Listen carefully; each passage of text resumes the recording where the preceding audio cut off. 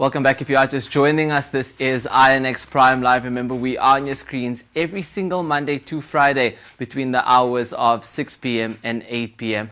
Now, early on Monday, the Israeli army announced that they had hit about 300 targets in southern Lebanon.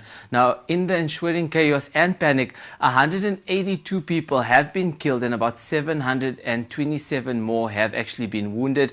As we speak, thousands of Lebanese are evacuating the southern Lebanese town of Sudan, and the attacks come as Israel says it is actually shifting its focus on charging and changing the security balance of power in the north with the aim of resettling Israelis who fled northern Israel at the start of hostilities on the border with Lebanon. Now, joining me now to help us make sense of the situation as it unfolds is Executive Director of the Afro-Middle East Centre, Jeenah. Assalamu alaikum, Naeem, and thank you so much for joining us again.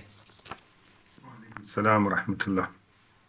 It's a pleasure having you. I just want to get straight into this conversation with you now. From what we're seeing now, it does seem like it could actually become an all-out war. Your context in Lebanon, I just wanted to know, what are you hearing from your context in Lebanon with regards to the unfolding events? Well, today was particularly heavy in terms of where it's going, and I'd be surprised if we're not already in an all-out war. I mean, today the bombing by Israel wasn't only in the south of Lebanon, but included in Beirut itself. More than 270 people killed, and this was about an hour ago, and the bombing is continuing.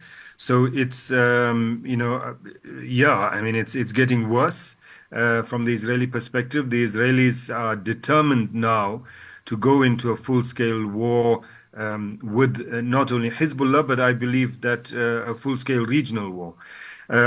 This also means, of course, that they are detracting attention away from what is happening in Gaza, and one wonders whether that is deliberate in either for one of two reasons.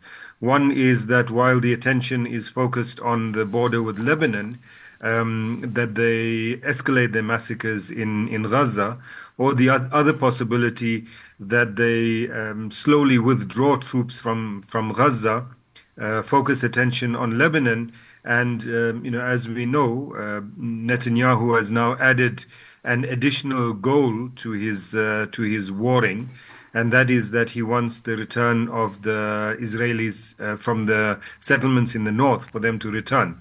If he is able to do that, he believes, he can then claim a victory and be done.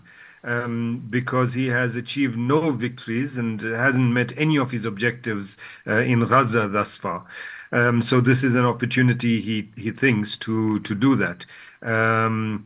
I think the next few hours tonight is going to be very decisive. Without a doubt. I mean, we're looking at some of the visuals as well. It looks absolutely horrible. I just want to touch on what some of the other surrounding states have been saying, more specifically the Iranian Foreign Ministry. Now, today they described Israel's actions as insane and also warned of the dangerous consequences thereof. What do you think is the end game for Israel, and more importantly, how this is likely to play out? Well, possibly the objective is just to pummel Hezbollah into submission. But I don't believe that even the Israelis believe that that is going to happen or that is possible. And so I really do believe that they want a full-scale regional war. They have a number of enemies in the region, and they want to use this as an opportunity to get at them, but also to pull in much more directly the United States into it. The US, of course, is involved, has been involved for the past year in the genocide in Gaza through supplying of weaponry, etc. They've sent more than 500 flights full of weapons to Israel for the genocide in Gaza. But it seems clear that if there is a full-scale war with Hezbollah or a regional war, that the United States might get directly involved. And I think that this is Israel's objective, to push the envelope as far as it can force the US into a military confrontation, and from the Israeli perspective, deal with Iran once and for all, Iran and its allies in the region. So I think that is the Israeli kind of end game. No, without a doubt. And I mean, I'm just looking at some of the actions that did actually take place. We have seen more insane actions by the Israelis when it comes to, for example, the pager or the walkie-talkie terrorist attacks as well. Are you concerned that Israel seems to be acting with impunity? Well, Israel has been acting with impunity for more than 7 decades now. But in the past year, I think what has become clear to us is that the sense of impunity that they have is entirely justified.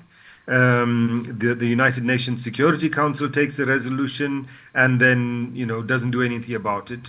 None of the great world powers, if you like, are willing to get involved or to stop Israel, even in the most horrendous things that they carry out. I mean, the pager and walkie-talkie attacks are one of them, but what we've been seeing in Gaza, the bombing of UN schools, UN refugee shelters, UN aid workers. I mean, apart from all the Palestinians, I'm just talking about the attacks on the UN, and none of that seems to make any difference to anyone in the rest of the world. So I think that the Israeli sense that they can act with impunity, that no one is going to stop them, is absolutely correct. So certainly not any of the big powers or any of the states in the United Nations, and so they will continue until they are stopped. And we wonder where that stopping force will come from. No, without a doubt. I mean, let's just zoom in a little bit more on Lebanon in that. Now, it's not the first time Lebanon has actually been bombed by Israel. The country has suffered a lot for having such a neighbor. But do you think this particular aggression is likely to be more impactful on the region? I think it already is. I mean, what we're seeing in the past couple of days, and particularly today, um, I'm not sure that even the 2006 assault on Lebanon by Israel, that there was any day that was worse than today. So I think that we are really in the middle of it. Israel is not intending to scale back in any kind of way, and I do believe that it's going to get worse. The only question now is not whether Israel is going to continue or whether Israel will escalate, but the only question is how the other side is going to respond. And that, I think, for now is an open question. Yeah, definitely. I mean, I'm just looking at hashtags as well that are actually trending all around the world. And one of that is the United Nations General Assembly. Now, we do know that it is actually beginning this week. And there will be many around the world who believe it has simply failed in its duty to preserve world peace. Are you expecting any concrete action by the world body against Israel in particular? Well, firstly, it's not the duty of the United Nations General Assembly to keep world peace. That's the duty of the UN Security Council. And the UN Security Council has spectacularly failed. If anyone can argue against that after seeing what has happened in the past year, they're nuts. The UN Security Council takes a resolution outlining what a ceasefire should look like between the Gaza resistance and Israel. And Israel just turns its nose up at it. The Israeli ambassador to the UN in the Security Council says that the UN should be wiped off the face of the UN headquarters should be wiped off the face of the earth. Calls the UN General Secretary an enabler of terrorism, calls the Security Council terrorist.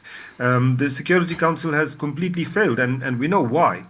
And that is because the Security Council itself is structured in a way that favors particular states, and among them is the United States. And the United States is fully behind Israel's genocide, fully behind all its terrorist actions. So we're not going to see, we'll see resolutions come out from the General Assembly. We might even see resolutions in the Security Council that the US will at best abstain from. But we're not going to see any action from the United Nations in terms of what's happening in Lebanon or in terms of what's happening in Gaza. I don't think we can expect that in the near future, and I don't think that in the long term. Nations of the global south should expect that they can expect any kind of assistance from the United Nations unless it is reformed, restructured, or frankly done away with and replaced by something else. Yeah, we hope to see that change very, very soon. But again, Mr. Jeenah, thank you so much for joining us tonight on INX Prime Live. Perfect, guys. That is Naeem Jeenah, who just shared with us what's currently happening right now, where we did see, many targets actually hit in terms of Lebanon by Israel, and we hope to see a resolution very, very soon in the region, without a doubt. But we are just going to take a quick ad break. We'll come right back.